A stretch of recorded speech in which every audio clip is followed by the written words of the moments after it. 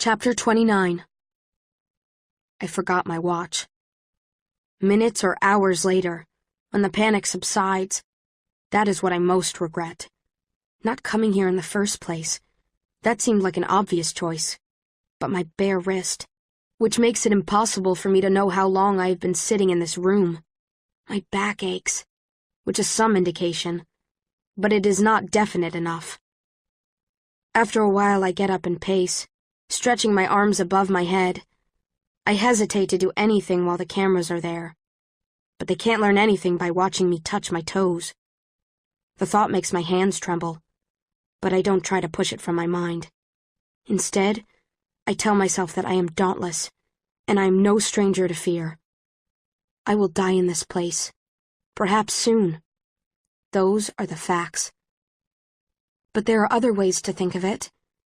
Soon I will honor my parents by dying as they died, and if all they believed about death was true, soon I will join them in whatever comes next. I shake my hands as I pace. They're still trembling. I want to know what time it is. I arrived a little after midnight. It must be early in the morning by now. Maybe 4 or 5 o'clock. Or maybe it hasn't been that long, and only seems that way because I haven't been doing anything. The door opens, and at last I stand face to face with my enemy and her dauntless guards. "Hello, Beatrice," Janine says. She wears erudite blue and erudite spectacles and an erudite look of superiority that I was taught by my father to hate. "I thought you might be the one who came." But I don't feel hate when I look at her. I don't feel anything at all, even though I know she's responsible for countless deaths, including Marlene's. The deaths exist in my mind as a string of meaningless equations, and I stand frozen, unable to solve them. "Hello, Janine," I say, because it is the only thing that comes to mind. I look from Janine's watery gray eyes to the dauntless who flank her. Peter stands at her right shoulder, and a woman with lines on either side of her mouth stands at her left. Behind her is a bald man with sharp planes in his skull. I frown. How does Peter find himself in such a prestigious position as Janine Matthews' bodyguard? Where is the logic in that? "I'd like to know what time it is," I say. "Would you?" she says. "That's interesting." I should have known she wouldn't tell me. Every piece of information she receives factors into her strategy, and she won't tell me what time it is unless she decides that providing the information is more useful than withholding it. "I'm sure my dauntless companions are disappointed," she says, "that you have not tried to claw my eyes out yet." That would be stupid. True. But in keeping with your act first, think second behavioral trend. I'm 16. I purse my lips. I change. How refreshing. She has a way of flattening even those phrases that should have inflection built into them. "Let's go on a little tour, shall we?" She steps back and gestures toward the doorway. The last thing I want to do is walk out of this room and toward an uncertain destination, but I don't hesitate. I walk out, the severe-looking dauntless woman in front of me. Peter follows me soon afterward. The hallway is long and pale. We turn a corner and walk down a second one exactly like the first. 2 more hallways follow. I'm so disoriented I could never find my way back. But then my surroundings change. The white tunnel opens to a large room, where erudite men and women, in long blue jackets, stand behind tables, some holding tools, some mixing multicolored liquids, some staring at computer screens.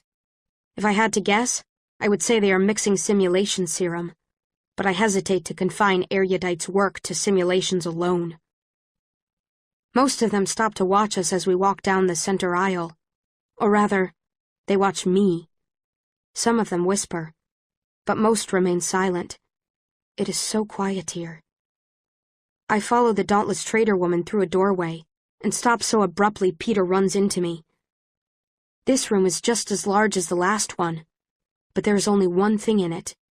A large metal table with a machine next to it. a machine I vaguely recognize as a heart monitor, and dangling above it, a camera.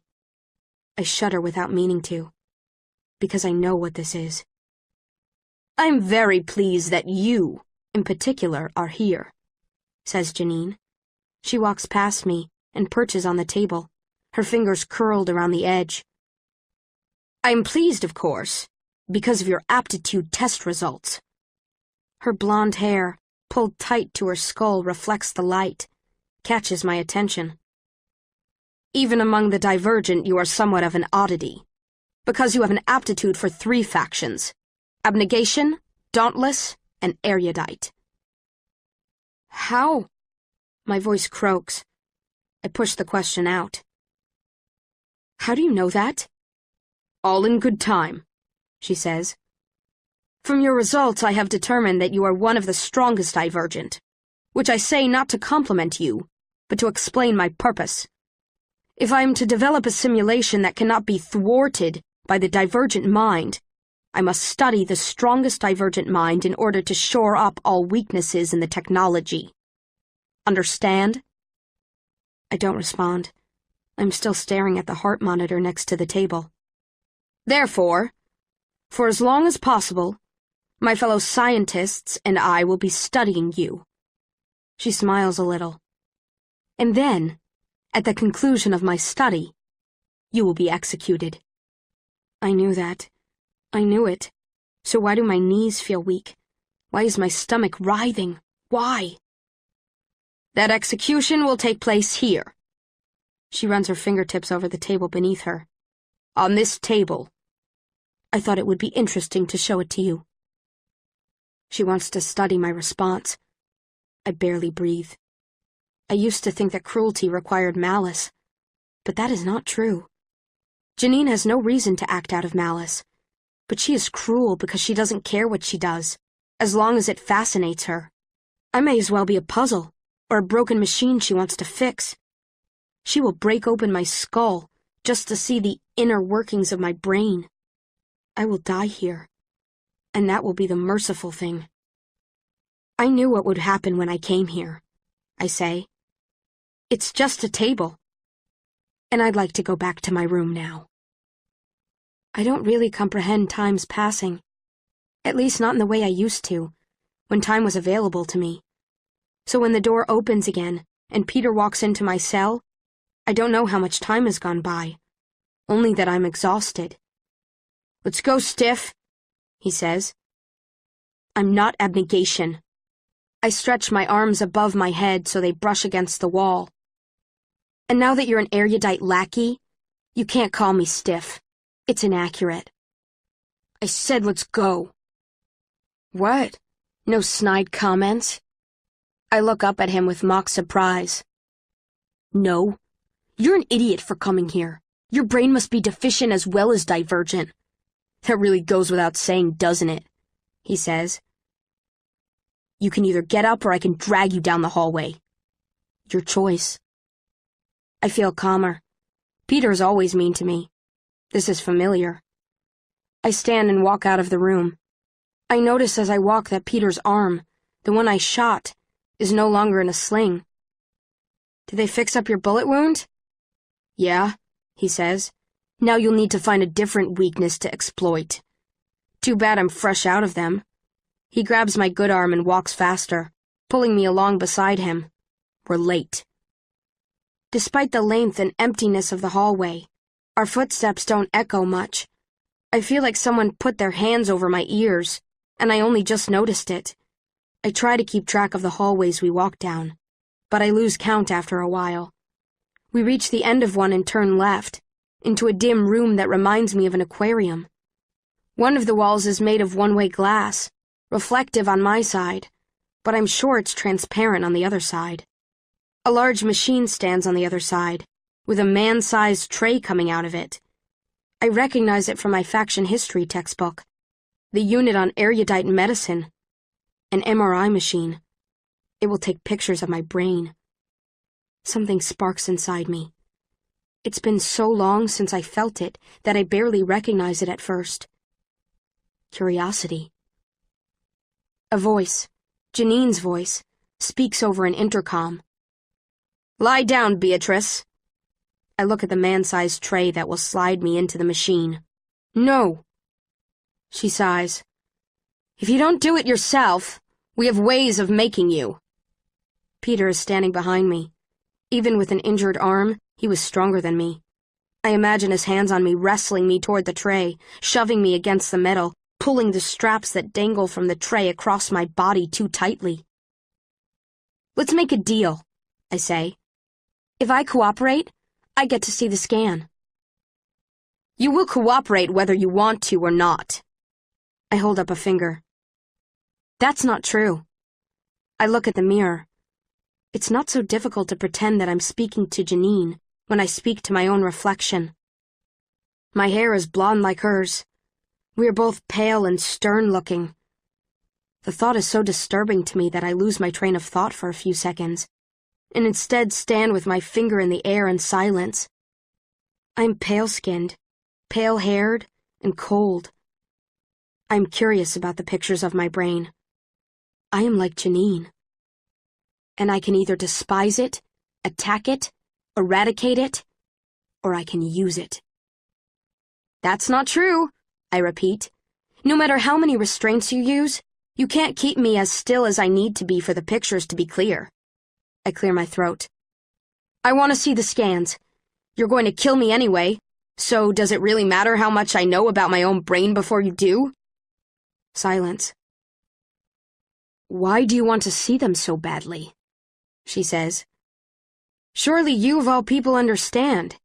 I have equal aptitude for erudite as I do for dauntless and abnegation after all." "All right. You can see them. Lie down." I walk over to the tray and lie down. The metal feels like ice. The tray slides back and I am inside the machine. I stare up at whiteness. When I was young, I thought that was what heaven would be like. All white light and nothing else. Now I know that can't be true, because white light is menacing. I hear thumping, and I close my eyes as I remember one of the obstacles in my fear landscape, the fists pounding against my windows and the sightless men trying to kidnap me. I pretend the pounding is a heartbeat, a drumbeat, the river crashing against the walls of the chasm in the dauntless compound. Feet stamping at the end of initiation ceremony. Feet pounding on the staircase after the choosing ceremony. I don't know how much time has passed when the thumping stops, and the tray slides back. I sit up and rub my neck with my fingertips. The door opens, revealing Peter in the hallway. He beckons to me. "Come on, you can go see the scans now." I hop down from the tray and walk toward him. When we're in the hallway, he shakes his head at me. "What?" "I don't know how you manage to always get what you want." "Yeah, because I wanted to get myself into a cell in erudite headquarters. I wanted to be executed." I sound cavalier, like executions are something I face on a regular basis. But forming my lips around the word executed makes me shudder. I pretend I'm cold, squeezing my arms with my hands. "Didn't you, though?" he says. "I mean, you did come here of your own free will. That's not what I call a good survival instinct." He types in a series of numbers on a keypad outside the next door, and it opens. I enter the room on the other side of the mirror. It's full of screens and light, reflecting off the glass in the erudite spectacles. Across the room, another door clicks shut. There is an empty chair behind one of the screens, still turning. Someone just left. Peter stands too close behind me, ready to grab me if I decide to attack anyone. But I won't attack anyone. How far could I get if I did? Down one hallway or two? And then I would be lost. I couldn't get out of here even if there weren't guards stopping me from leaving. "Put them up there," says Janine, pointing toward the large screen on the left wall. One of the erudite scientists taps his own computer screen, and an image appears on the left wall. An image of my brain. I don't know what I'm looking at exactly.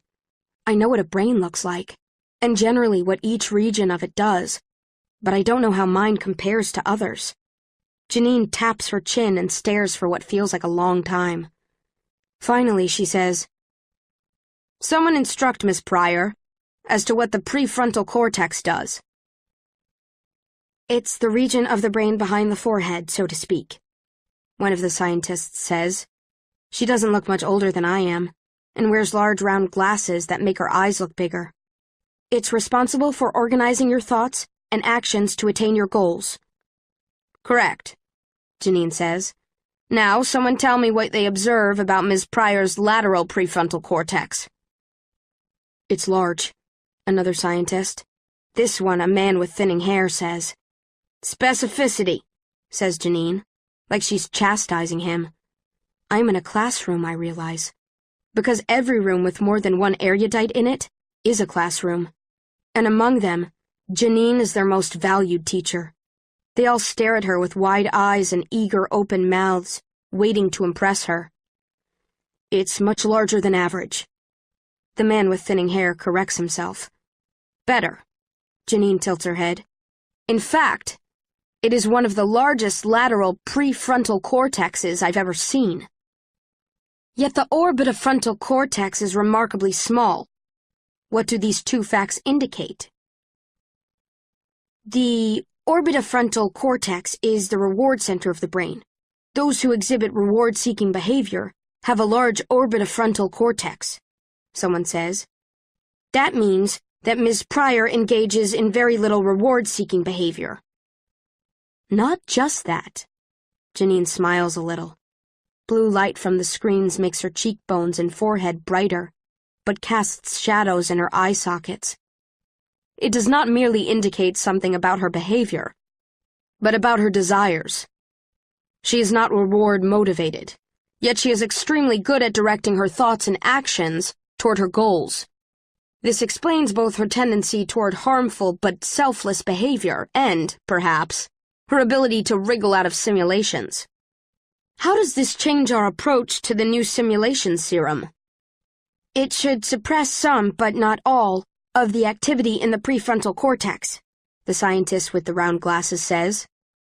Precisely, says Janine. She finally looks at me, her eyes gleaming with delight. Then that is how we will proceed. Did this satisfy my end of our agreement, Ms. Pryor? My mouth is dry, so it's difficult to swallow. And what happens if they suppress the activity in my prefrontal cortex? If they damage my ability to make decisions? What if this serum works, and I become a slave to the simulations like everyone else? What if I forget reality entirely?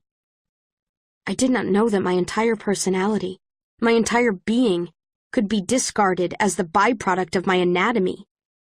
What if I really am just someone with a large prefrontal cortex, and nothing more? Yes, I say. It did. In silence, Peter and I make our way back to my room, and a group of people stands at the other end of the hallway. It is the longest of the corridors we will travel through, but that distance shrinks when I see him. Held at either arm by a dauntless traitor, a gun aimed at the back of his skull. Tobias, blood trailing down the side of his face and marking his white shirt with red. Tobias, fellow divergent, standing in the mouth of this furnace in which I will burn. Peter's hands clamp around my shoulders, holding me in place. Tobias, I say, and it sounds like a gasp. The dauntless traitor with the gun presses Tobias toward me. Peter tries to push me forward too, but my feet remain planted. I came here so that no one else would die. I came here to protect as many people as I could, and I care more about Tobias's safety than anyone else's. So why am I here if he's here? What's the point? What did you do? I mumble. He is just a few feet away from me now, but not close enough to hear me. As he passes me, he stretches out his hand. He wraps it around my palm and squeezes. Squeezes, then lets go. His eyes are bloodshot. He is pale. What did you do? This time the question tears from my throat like a growl. I throw myself toward him, struggling against Peter's grip, though his hands chafe. "What did you do?" I scream. "You die, I die too." Tobias looks over his shoulder at me. "I asked you not to do this. You made your decision. These are the repercussions." He disappears around the corner. The last I see of him and the dauntless traders leading him is the gleam of the gun barrel and blood on the back of his earlobe from an injury I didn't see before. All the life goes out of me as soon as he's gone. I stop struggling and let Peter's hands push me toward my cell. I slump to the ground as soon as I walk in, waiting for the door to slide shut to signify Peter's departure. But it doesn't. "Why did he come here?" Peter says. I glance at him. "Because he's an idiot?"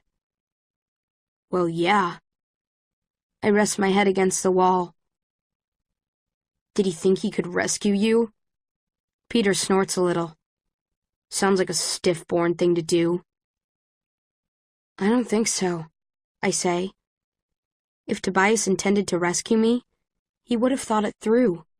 He would have brought others. He would not have burst into Erudite headquarters alone." Tears well up in my eyes, and I don't try to blink them away. Instead, I stare through them and watch my surroundings smear together. A few days ago, I would never have cried in front of Peter, but I don't care anymore. He is the least of all my enemies. "I think he came to die with me," I say. I clamp my hand over my mouth to stifle a sob. If I can keep breathing, I can stop crying. I didn't need or want him to die with me. I wanted to keep him safe. What an idiot, I think. But my heart isn't in it. "That's ridiculous," he says. "That doesn't make any sense. He's 18. He'll find another girlfriend once you're dead. And he's stupid if he doesn't know that." Tears run down my cheeks. Hot at first, and then cold. I close my eyes. "If you think that's what it's about..." I swallow another sob. "You're the stupid one." "Yeah, whatever." His shoes squeak as he turns away, about to leave. "Wait!" I look up at his blurry silhouette, unable to make out his face. What will they do to him? The same thing they're doing to me? I don't know. Can you find out? I wipe my cheeks with the heels of my hands, frustrated. Can you at least find out if he's all right? He says, "Why would I do that? Why would I do anything for you?" A moment later, I hear the door slide shut.